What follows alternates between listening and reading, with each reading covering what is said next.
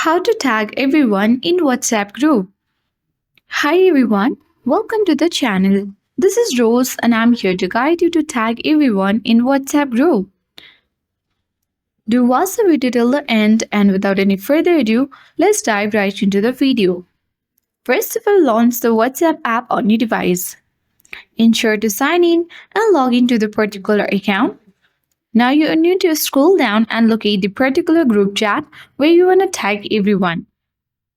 You need to tap on the particular chat and open it. Here we can see the group has been made of 3 members.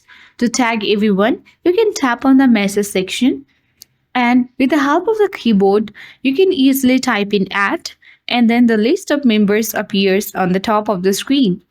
So when you type in everyone should be tagged. But if this is not working for you, simply tap on @ and you need to tap on the particular members one by one. And once you do that, you can easily tap on the arrow button at the bottom right corner of the screen and tag everyone in WhatsApp group. So that is for today.